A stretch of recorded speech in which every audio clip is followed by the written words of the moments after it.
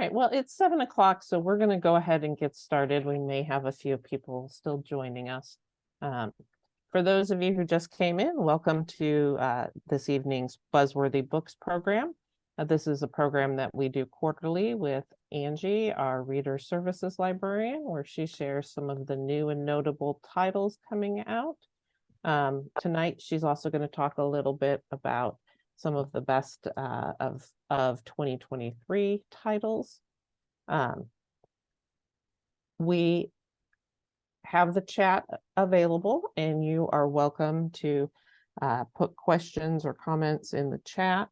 And right now, folks are sharing favorite reads from 2023 or things that they're looking forward to.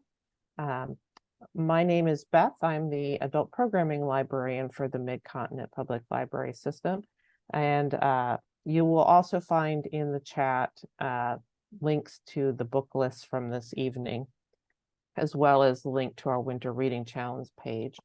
I'm going to share my screen. I did want to mention a couple of upcoming programs that we have.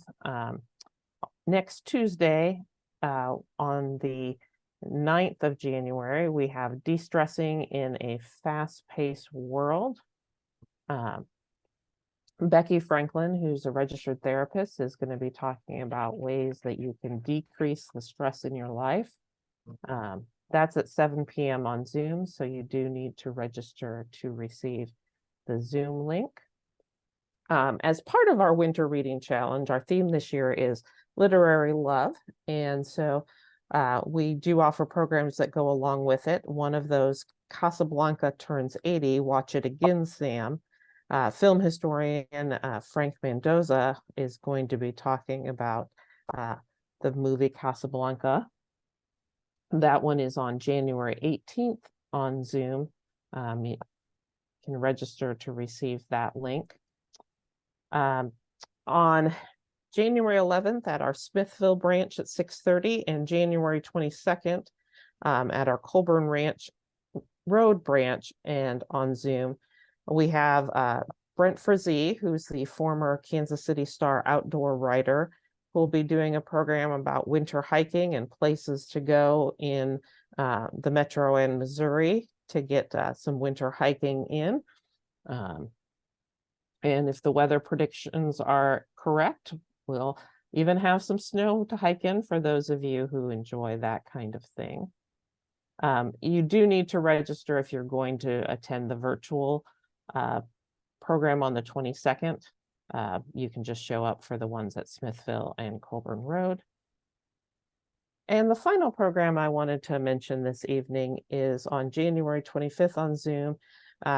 We have Dable Submariner, who's going to do a program on Enrico Fermi, who was involved in the creation of the atomic bomb. So that one should be interesting as well. So I'm going to stop sharing my screen and I'm going to turn it over to Angie and let her get started. All right.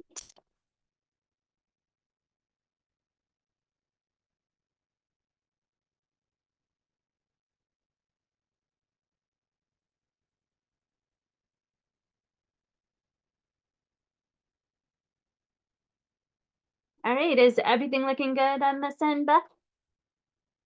It is. Okay. All right. So welcome. As Beth mentioned, my name is Angie Strathman. I'm the Reader Services Librarian here at Mid-Continent Public Library. And I do this program quarterly, so you can go back and find previous versions on YouTube and sign up for future ones as well on our event system. Tonight is a little bit different than our normal sessions, though. Normally, I focus on some new and notable books that are out and available for you to read. But this year, in conjunction with our NCPL Best of 2023 project, I thought I would focus instead on some of the best books of 2023 and also give you some titles to look forward to that are coming out in 2024. So usually I try to have books that are available right now, and most of the Best of 2023 books are But obviously many of the 2024 books are yet to be released, but almost all of them are in the catalog there. So let's go ahead. And again, shared in the chat is a list of all the titles that I'm talking about, so you don't have to furiously scribble down titles. And there's also a list to the NCPL's Best of 2023 page, where we have surveyed staff about their favorite adult fiction, adult nonfiction, books, movies, young adult books, kids books. So you can find all sorts of great 2023 titles there. And again, feel free to put any questions in the chat at any point during the presentation. I'm happy to answer them. But let's go ahead and get started because I have a lot of fun titles to share. And as I mentioned, with Best of 2023 as our theme, I'm going to begin with one of my favorite reads of 2023, probably my favorite read of 2023, which is Wellness by Nathan Hill. And this is a book that asks the question about what is most important about our lives, our relationships, our health. Is it how they really are, or is it the stories that we tell ourselves about them? So Wellness follows the story of Elizabeth and Jack, who are married, and they're at what might be a tipping point in their marriage. And it travels back in time to the major stories that each of them tells about themselves and about their marriage. So Jack is someone who carries around a lot of guilt and a lot of blame from his childhood. Elizabeth also has some shame that she carries around from her family's wealth and specifically how they acquired it. And they both meet in Wicker Park in Chicago in the 1990s, and they're both determined to move past their past.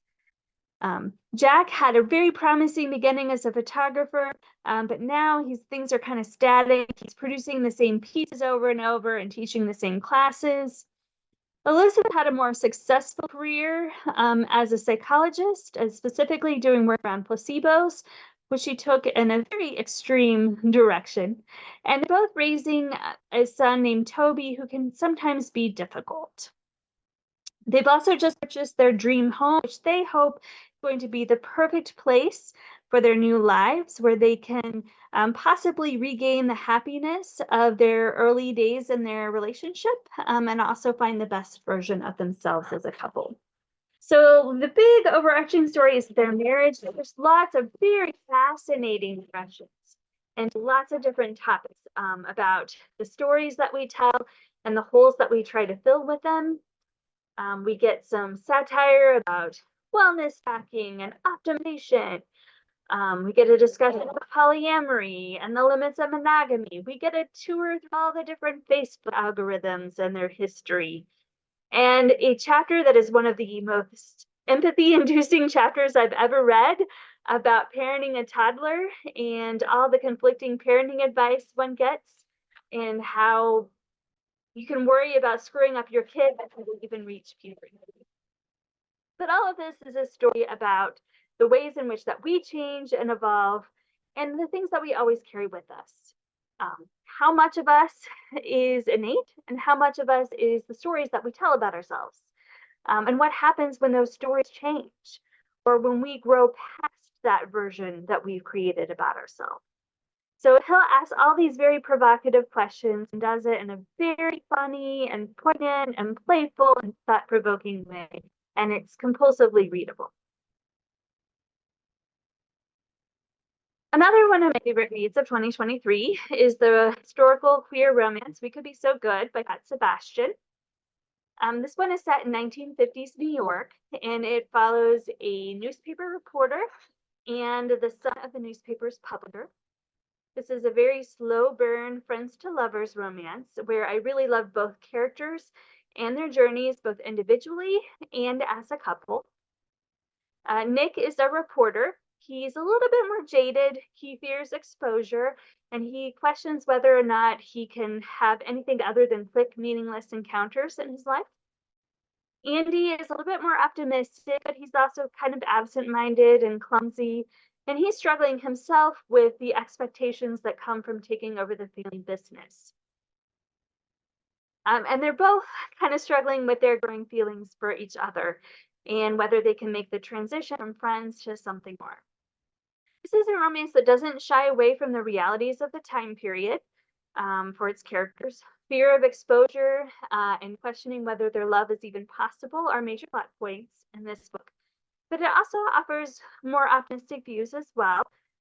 There's a found family aspect that is really touching, and there shows aspects of belonging and community and other possible outcomes that can exist besides just hiding and denial. I especially love that there's a book critic who's always passing along books with gay characters to Nick, and how when Nick finally sees a book that has a whole outcome, he starts to think that might be possible for him as well, which again shows the importance of representation in books. So again, it's a very sweet and tender love story, and I highly recommend it. Next, we have nonfiction, Monsters: A Fan's Dilemma by Claire Dieter. So back during the height of the Me Too movement and the Harvey Weinstein scandal, the author wrote a viral essay called "What Do We Do with the Art of Monstrous Men" for the Paris Review. And so she expands on that topic in this essay collection. If you come to this collection for the answer about whether it's possible to ethically consume the art of very terrible people, you're not going to find the answer to that here. What you will find is a look at the question from lots of different angles. So does it matter about when the terrible event took place? What if times were different then? Is that a viable excuse? Is there some sort of calculus where you weigh the genius of the art with the severity of the crimes that were perpetrated? Do we treat the monstrous acts of men and women differently? Do we hold them to different standards? What happens when we really identify with a piece of art and then we later find out that the artist does something that kind of betrays that trust? And one of my favorite questions and essays in the book is what happens with the reverse? What if an artist writes a book with a character with terrible views and we start to translate those views to the artists themselves? And that essay is about Lolita, which is a very fascinating one. So the author says that whenever we read or watch something, two different biographies are meeting, that of the artist and that of the reader or the viewer. And so she doesn't excuse or condemn the reader or viewer for how we engage with the art of people like Pablo Picasso or Woody Allen or Roman Polanski or Michael Jackson. But she does ask questions about how we might parse their biography and their background, and especially ask question about which artists we excuse and why, so who we might give a pass in certain instances, and also who's crowded out of our cultural institutions if we continue to let these monsters take up space. So again, really very thought-provoking. Next, we have Day by Michael Cunningham. I am not someone who is eager to read stories about the pandemic. Although, spoiler alert, there's another book about the pandemic coming later in the most anticipated section. But I will absolutely read more of them if they are as beautifully written and nuanced as Day by Michael Cunningham. Day doesn't try to be this universal tale of the pandemic experience. Instead, it is really just one unique family's circumstances. And it could be as much about the before, during, and after of any sort of radical change as much as it is the pandemic. It's told with a very quiet and intimate elegance. This one follows one family. So we have Dan, his wife Isabel, and their two children, 10-year-old Nathan and 5-year-old Violet, as well as Isabel's brother, Robbie, who is very much integrated into the family. And this book follows this family on 3 different days. So we first see them on April 5th, 2019, then again on April 5th, 2020, and finally on April 5th, 2021. So when we first meet them, we get a sense of the group dynamics. Again, Robbie is very much kind of the glue that holds this family together, but he's also on the verge of moving out. And so everyone is very kind of nervous and anxious to see what that might hold for the family itself. In 2020, it's the early days of the pandemic. Robbie is stuck in Iceland, where he traveled before everything shut down. And Dan and Isabel are dealing with their own fears, not just of the pandemic, but also about the state of their marriage and their family. And the kids also are dealing with the pandemic in different ways. Violet has very outsized fears of what might happen. And Nathan, who's 10 years old, has this sense of invincibility around it. And then finally, in 2021, we check back on the family a year later when they are recovering from the past year and trying to find a way to move on. We also get interweaved throughout a fake Instagram profile that Robbie creates for this very carefree character called Wolf. And both Robbie and Isabel kind of take refuge in this curated life in different ways, especially during the pandemic, when they can't be living that ideal version of themselves. This is a book filled with very beautiful writing, really wonderful character details, and it accumulates to a story with much more weight than first appears. It's very reminiscent of The Hours by Michael Cunningham, which he won the Pulitzer for. So if you really love that book, you will definitely like this one as well. Next, we have The Summer's Bleed by S.A. Cosby. So after Razorblade Tears and this book, S.A. Cosby has vaulted to the list of one of my favorite crime writers because of his combination of complicated characters, suspenseful plot lines, atmospheric settings, and his exploration of social issues and current events. In this title, Titus Crown has returned to his Virginia hometown as its first Black sheriff. There's a shooting in the town that exposes some much darker crimes and secrets that are in the town, including the possible torture and murder of Black children. And one of the murderers is still on the loose. As Crown is investigating these killings, he's also guarding his own personal secrets, as well as continuing with the racist history and racist present of his hometown. I listened to this one on audiobook, and the narration by Adam Lazar White is also really excellent.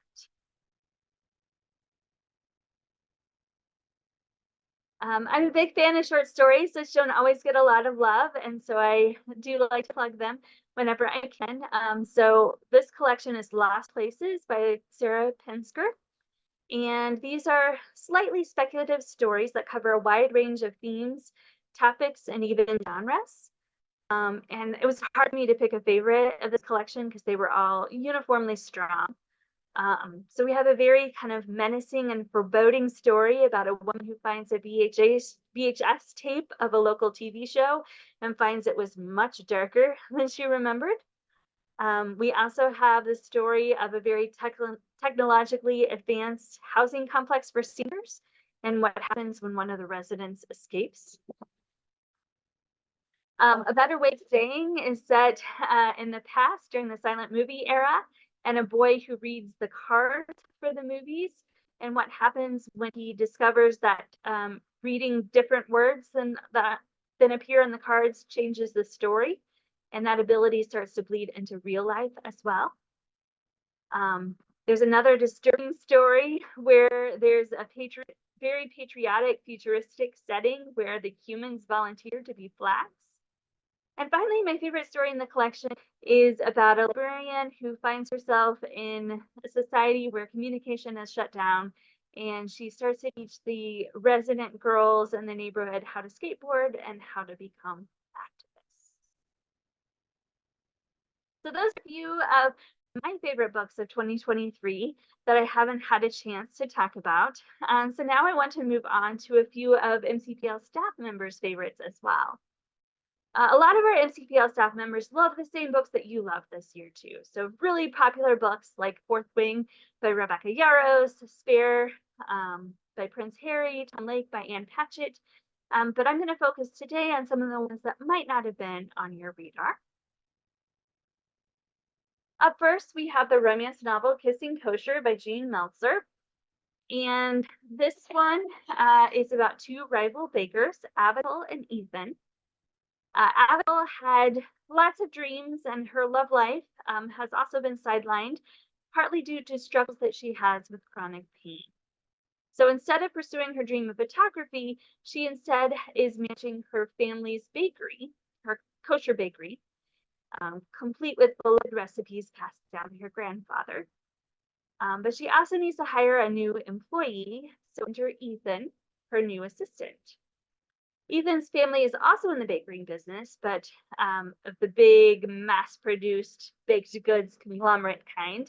And his grandfather sends Ethan undercover to steal Avital's family recipes. But instead, Ethan is more interested in stealing hearts. Avital's, that is. So in addition to the love story, this one brings in lots of aspects of Jewish culture, as well as a very nuanced depiction of Avital's illness and its complications. It was recommended by Lisa from our Blue Springs South branch. Next, we have Excavations by Kate Myers, and this was suggested by Lindy from our Parkville branch. And she sold me on this one by saying it was as if Parks and Recreation April Ludgate wrote a novel about feminism and archaeology. I was sold by that description. Excavations follows 4 different women who are working together on an ancient Greek archaeological site, and they work for a very misogynistic boss. So they're initially skeptical of each other, but when they start to uncover some evidence that women may have participated in the early Olympics, as well as some other weird things that start to happen on their dig, they all start to work together in order to uncover the truth. So Myers delivers her story with a very sharp and dry wit, which is why we get the April Ludgate comparisons. And she herself studied archaeology, so she brings that authenticity to the book as well. I read an interview with her in Lit Hub where she talks about her influences for this book, which she says included workplace comedies, WASP culture, Serena Williams getting told to control herself on the court, and summer camp. So those are all the vibes that you can find in this particular novel. Next, we have Translation Stage by Ann Leckie. Ann Leckie returns to the world of her award-winning Imperial Ratch trilogy with this standalone novel set in that same universe. It follows 3 different outsiders, each of them who are discovering that outside forces are trying to use them for their own benefits. So one of them has been given a very impossible assignment to track down a fugitive that's been missing for 200 years. Another is an adopted orphan who's trying to discover secrets of her past. And our third main character is a translator, an alien translator who has been shaped all their life to be an intermediary. And what happens when they begin to rebel and discover more cynical and sinister motives behind their grooming for this role. And the paths of all 3 of these characters are going to come together amidst the failing Imperial Ratch Empire. And this one was suggested by B from Technical Services, who says that Ann Leckie's world building in this series is deep and complex and brings her diverse characters alive. Moving on to some historical fiction, we have The House is on Fire by Rachel Greenland. This one brings 2 intersecting historical tragedies, that of slavery and that of a deadly conflagration in 1811 Virginia. So this one takes place at a theater in Richmond that is filled to a capacity crowd of 600 when a fire breaks out and the spectators and the crew need to fight to escape. Among lives brought together by this tragedy are a widowed matron, the stagehand whose accidental miscue may have started the blaze, an enslaved man whose heroic actions saved the lives of others, and his niece who hopes to use the chaos caused by the fire to escape her enslavement. This is very suspenseful and richly detailed historical fiction that is perfect for fans of Susan Meisner or for Anita Shreve's The Stars Are Fire. It was suggested by a Dearborn staff member. So one of the books that I was surprised didn't get more attention in 2023 was This Bird Has Flown by Susanna Haas. And if that name sounds familiar, it's because Haas is the lead singer of the Bangles, who is making her authorial debut with this title. Fittingly, it stars a musician named Jane, who had a one-hit wonder when she was in her 20s, but now she is playing for slightly lower stakes and smaller audiences, like parties and karaoke bars. So she's on a flight where she meets a professor named Tom and begins a whirlwind romance, which she hopes will help her put behind her career struggles. But her romance is threatened by both of their pasts. So Tom has some secrets he's keeping about his ex, and then Jane is being asked to perform by the enigmatic pop star Jonesy, and that might start a resurgence of her career, which could cause complications in her relationship as well. So this one works equally well as a love story, but also as a really immersive description about the life of a musician, including all the glory and all the struggles that come along with it. It was suggested by Amy from our North Independence branch. And I have a couple of nonfiction titles to close with. First is Still Life with Bones by Alexa Haggerty. This one would make a really good pair with Excavations, which I mentioned earlier. Haggerty is an anthropologist, and she spent time in Argentina and Guatemala working with forensics investigators who were excavating the mass graves of the victims of political violence there. So in the course of the work, she uncovers lots of things about kind of the worst stuff of humanity. So there's evidence of torture and how each of these people were killed. But her work also uncovers how these anonymous people live too. So their bones reveal aspects about what kind of profession they might have been a part of, for example. More importantly, the anthropological work that is done by Haggerty and by others is a way of uncovering history from those who might like to see it buried. It's a way of seeking justice. It's a way to give peace to grieving families, as well as healing to nations who are recovering from political turmoil. So this is a book that tells us all about how bodies can tell us about how people died, how they lived, and how learning more can help both people and nations heal. It was recommended by Emily from our Antioch branch. Another nonfiction title I was excited to learn about was Project 562, Changing the Way We See Native America by Matika Wilbur. In 2012, Wilbur set up a Kickstarter to fund her dream project to photograph a representative from each of the, at the time, 562 federally recognized Native American tribal nations. So she spends the next decade doing that, traveling everywhere from the Bering Strait in Alaska to interview Inuits, all the way to the Everglades to interview the members of the Seminole Nation. So Wilbur combines her photographs with also the personal narratives of her subjects. And so the totality of the book is very rich and diverse portrait of contemporary Native life that upends many stereotypes many of us might have about what Native life today is like. All right. And the last 2023 title I'm going to talk about is a perfect way to bridge the best books of 2023 with the books that we're excited about coming out in 2024. This title is Emily Wilde's Encyclopedia of Fairies by Heather Fawcett. This is a book that showed up on lots of best of 2023 lists, including NCPL's. It is a story. It takes place in an alternate 1909. It's kind of a cozy-ish fantasy. And it's told in a series of journal entries written by a very aloof Cambridge professor of folklore who's visiting a remote village. Her research puts her into contact with the townfolk, with the fairies, and also with her infuriating but handsome rival, Wendell Bamblebee. This one is recommended by both Amy from the North Independence branch and Madeline from the Platte City branch.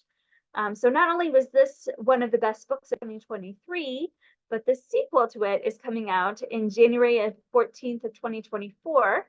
So it's a title to be excited about for 2024. And the sequel is called Emily Wilde's Map of the Other Lands. This is a book that is a series that is perfect for readers of Deborah Harkness's All Souls trilogy or Freya Marsky's Last Binding trilogy, because all three of these series combine elements of fantasy, mystery, and romance. All right. So the rest of the presentation is going to focus on books that are coming out in the first 3 months of 2024 that you have on your radar. And almost all, with only a few exceptions, are available in the catalog for you to place holds on right now.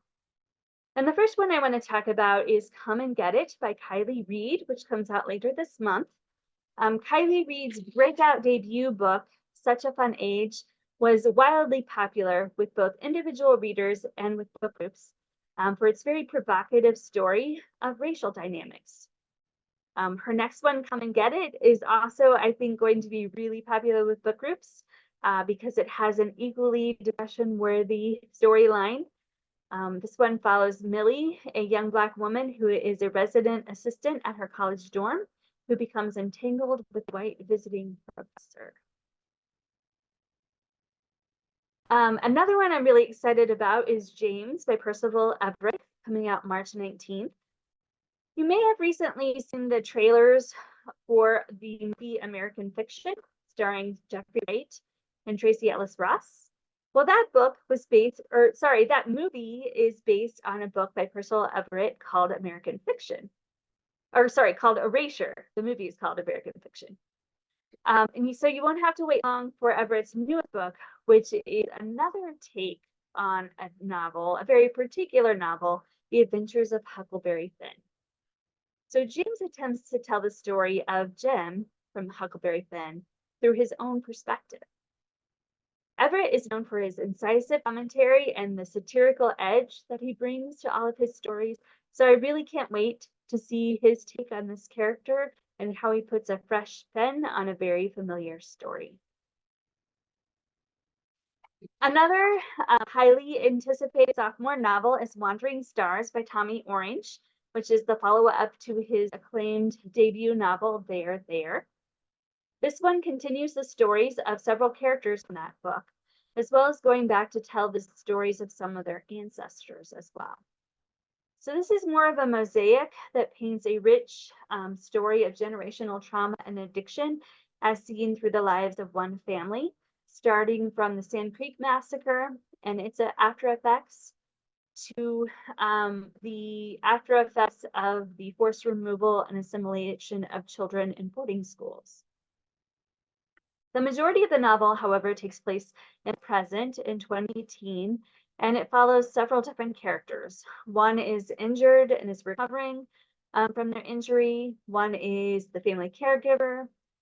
Another is a grandmother trying to put addiction behind her and be there for her family. And we also have another set of brothers who are each going through adolescence in a slightly different way. This is a novel that shifts perspectives and points of view as it checks in with each of these different characters and their experiences. You can definitely read this on its own. I haven't read There yet. But if you do want to get the backstory of these characters, you can read There before Wandering Stars comes out on February 27th. All right. So fantasy isn't my preferred genre, but these are three of the books I'm most excited about for 2024.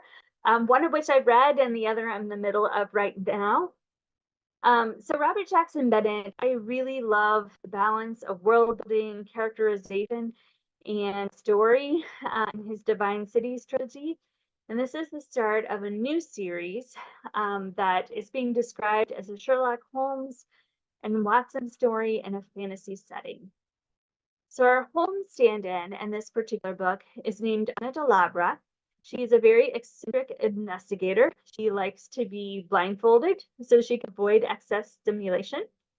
And she's also always 2 steps ahead of everybody else in the story, including her assistant named Den.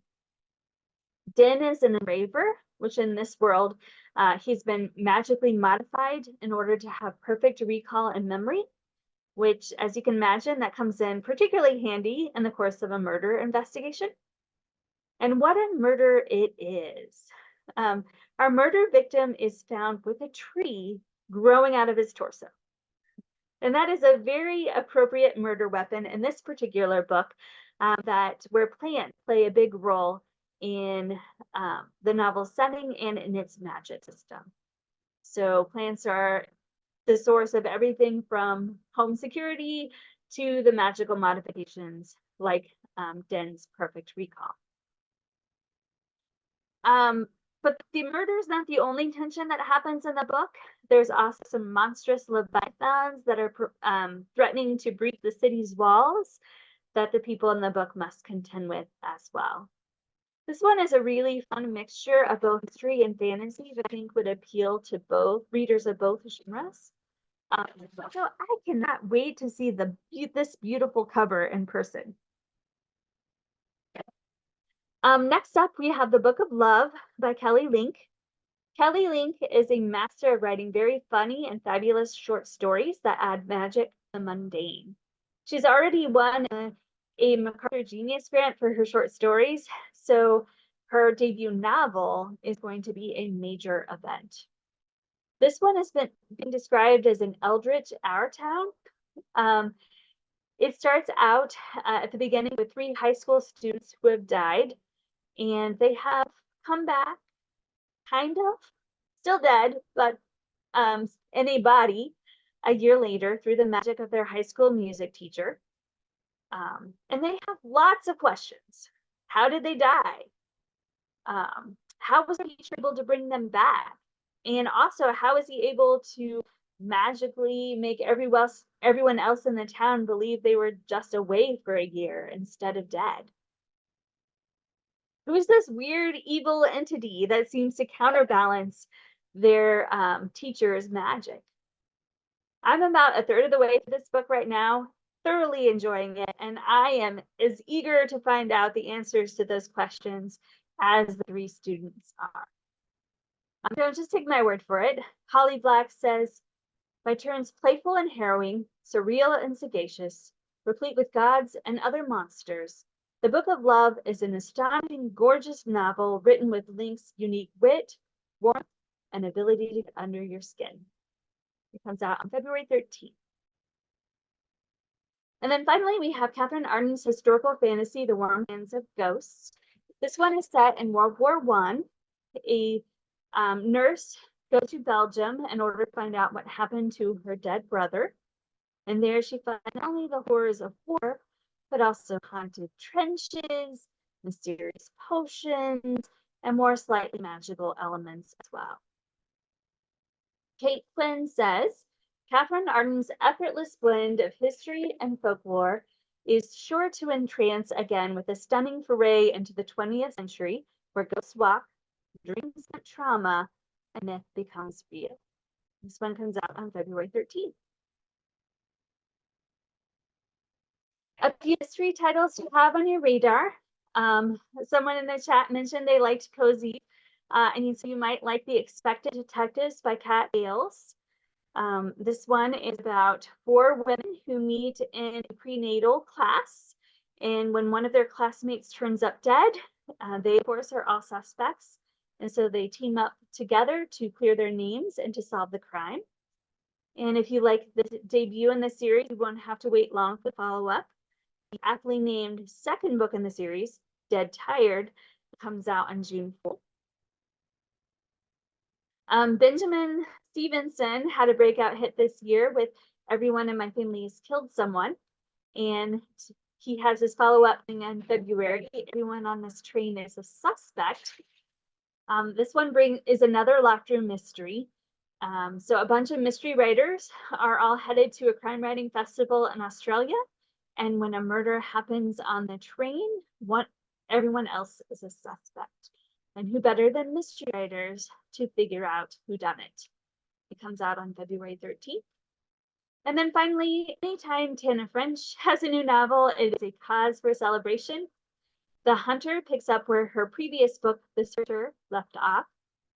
And this one, Cal is a retired Chicago police officer who's taken up residence in a small Irish village. He's become somewhat of a mentor to local kid Trey, And when Trey's absent father shows up with a stranger in tow, it sets off the explosive events that the rest of the book follows. It comes out on March 5th. Historical fiction fans, I haven't forgotten you. Two of the big names in historical fiction have teamed up together for the Phoenix Crown. Kate Quinn is the author of books like The Alice Network, and Janie Chang, the author of The Library of Legends. This particular book takes place in 1906 San Francisco, and it interweaves the story of two women, one a Chinese embroideress, the other an opera singer, and both of these women are connected by a antiques collector and his prized possession, the Phoenix Crown, which goes missing and then reappears, bringing the two women's stories together. Finally, if you loved All the Light We Cannot See, either the adaptation or the book, you should take note of Curse of Pietro Houdini by Derek B. Miller, which is coming out January 16th. This one also takes place during World War II, and it follows Pietro Houdini, who is an artist and also works at a monastery. And he is charged with smuggling out the Renaissance masterpieces that are there, as the monastery is going to be on the front lines of the war. So he is helped by a 14-year-old orphan named Massimo, and the two are joined on this art heist / adventure by others in their quest to save these treasures.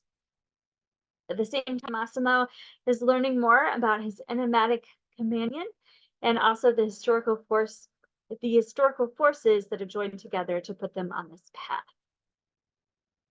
And then finally, we have The Great Divide by Cristina Enriquez, which takes us to Panama during the construction of the Panama Canal, and it interweaves the stories of several different people from all different classes and backgrounds.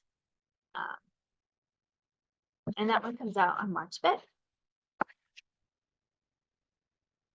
Next up, we have some romance.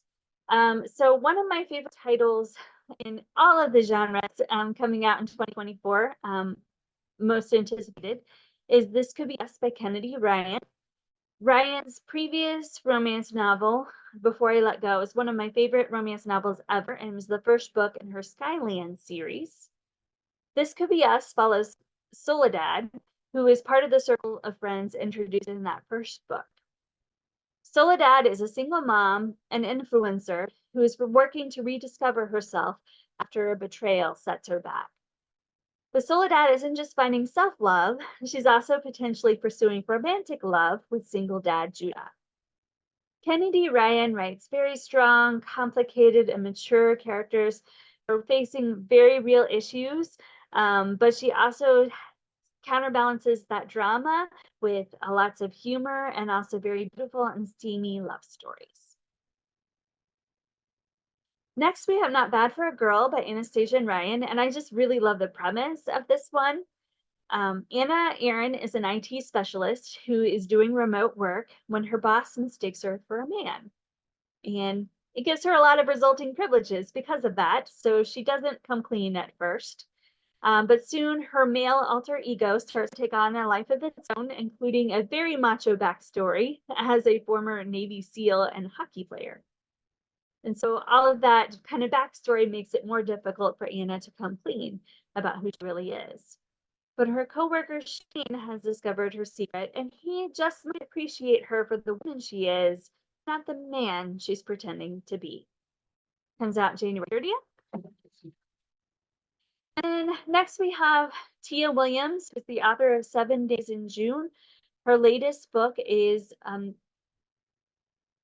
about Ricky Wilde, the daughter of a prominent Atlanta family who's moved to New York to open up a flower shop in Harlem. With the help of her benefactor, Stella, she also meets potential love interest, Ezra.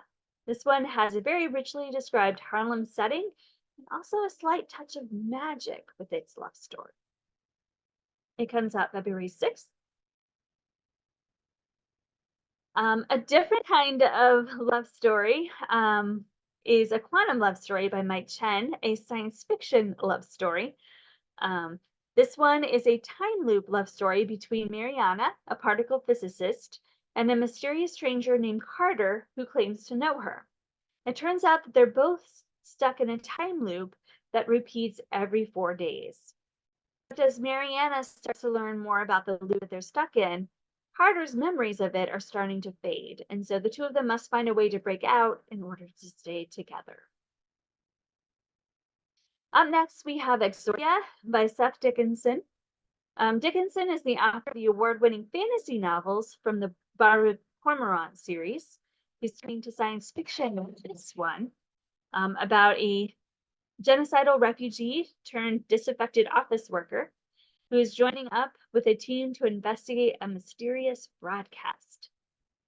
Arcady Martin says Dickinson uses science fiction as an ethical scalpel, and the results are breathtaking, viciously funny, vivid to the point of horror, and entirely profound.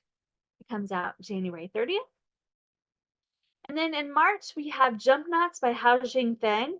In this particular book, Earth has been split into two factions. We have Pacific League of Nations and the Atlantic Division of Nations, and they are both mostly at a standoff. But the introduction of a highly intelligent and alien race threatens to upend the balance between them. So 3 scientists from the Pacific League hope to uncover the truth about this new alien race, where their rivals from the Atlantic take a much more aggressive approach, which might result in all of their destruction. Comes out on March 12th. And for you horror fans, we have The Angel of Indian Lake, which is the conclusion to Stephen Graham Jones's Indian Lake trilogy. And this one, Jade is returned to her hometown after 4 years away. She has some unfinished business. Also, the Lake Witch has some unfinished business with her, too. We also have The House of Last Resort by Christopher Golden. This is about an American couple who is able to purchase a house for €1 in an Italian village. And that offer seems too good to be true. And most things in a horror story are, because this particular house comes with very secret things that must happen by its previous owner, the church, and its catacombs. And then we also have Womb City coming out in January. This one is being described as The Handmaid's Tale meets Get Out. It has body hopping ghosts. So I'm excited to see all of those three things combined. And then quickly in suspense and thrillers, we have Kill for Me, Kill for You by Steve Kavanaugh. As you might expect from the title, this is a dual revenge plot, a twisty Hitchcockian thriller. We also have Everyone Who Can Forgive Me Is Dead by Jenny Hollander. This is a very buzzy debut that will appeal to fans of Jessica Knoll. This one is about Charlie, a journalist who was a witness to a horrific event at her journalism grad school. Now, 9 years later, they're making a film about it, and it's starting to raise questions all over again. This one has unreliable narration and dual timelines that will keep you on the edge of your seat. And then finally, we have Best Way to Bury Your Husband by Alexia Casale. This one's not a how-to guide, but it is a darkly comic thriller about 4 wronged women working together to kill their husbands, bury them, and hopefully get away with it. Comes out on March 19th. And then lastly, we have some nonfiction to share with you.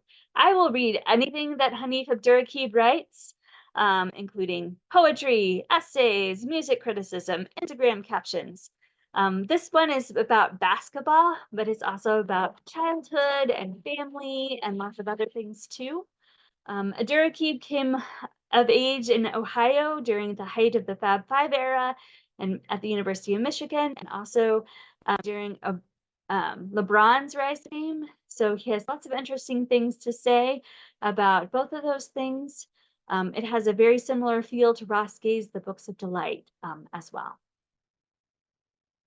I mentioned earlier that I'm not excited to read books about the pandemic, but I am interested in Eric Kleinenberg's take on it. He got his start as a sociologist studying the effects of the Chicago heat wave on various communities. He also wrote a book about community spaces like libraries, And so I'm very interested to see his particular take on the pandemic, as he follows 7 different people in New York during that time period, including a doctor, a politician, a school principal, and an activist, all of them reflecting on the pandemic experience as individuals and as communities, the successes, the failures, and the lessons we learned during this huge cultural shift. And then finally, we have Get the Picture by journalist Bianca Bosker. Her previous book, Cork Dork, was a tour through the world of wine, and this one is an equally fascinating tour through the world of art, through both the artists, the curators, and the collectors. It comes out February 6th. And then the last 3 that I'm just going to very briefly mention, Memory Piece by Lisa Coe. This one follows 3 different teenagers in the 1980s who want to collaborate as artists. In the 1990s, they've taken very divergent paths. And most interestingly, I'm interested to see what happens in the final timeline, which is the early future of the 2040s. Help Wanted by Adele Waldman, out on March 5th, is a workplace dramedy about the employees of a box store who have kind of come together in solidarity, but that solidarity is in danger when a management position opens up. And then finally, we have The Extinction of Irina Ray, which is about a beloved author and her 8 translators and what happens when that author goes missing. So those are just a few of the books that I am excited about for 2024. I haven't seen any questions pop up in the chat, but would anyone like to know more about any of these titles, or any books that you're particularly excited about that I've shared?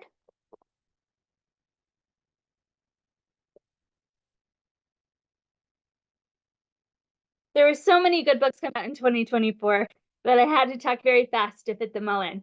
But hopefully you found a few things that you're excited to try. And while folks might be typing, I'm going to go ahead and put the link to the survey for tonight's program in the chat. If you take a moment to fill that out and let us know how we did, if you've got suggestions for other programs you'd like to see, we're always wanting to hear those as well. And thank you, Angie. I know I've added to my reading list as we've been going through the program tonight and been placing holds. So some great selections. Yeah, I tried to get something from every genre. So that takes a while to go through all of them, but hopefully you found a few things. And just a reminder too, that if you want those books that you might be reading to count for something fun, you can join our winter reading challenge, which starts January 15th. If you read any 5 books between January 15th and March 15th, you will get a mug and entered into a grand prize. And then also, if you like hearing about others sharing some of their favorite books, we do also have 2 book speed dating programs coming out in February at both Lee Summit and Kearney branches. And so there you will get to hear from a variety of staff members about some of their favorite books in person, where you get to check them out too. Yeah. And somebody says, thank you so much for offering so many interesting books.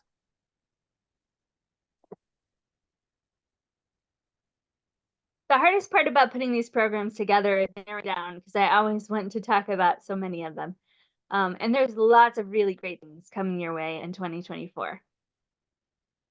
Yes, and our next Buzzworthy books will not be until May 7th at 7 p.m. So registration is not open for that yet, but keep an eye on our calendar of events, and we'll also send out a reminder to folks when that registration is available.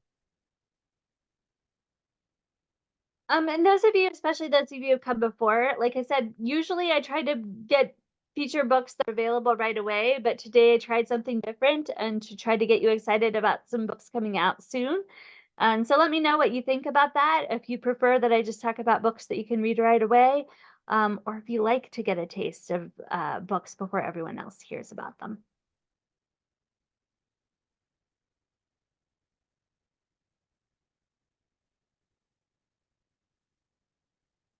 All right. Well, I don't see any other questions. So thank you everybody for coming, and thank you, Angie. And I will email out the link to the survey as well for folks. And we hope to see you at a future program. Have a great evening, everybody. Okay. All right. We got one vote for books before they come out. Okay. That's good to know. All right.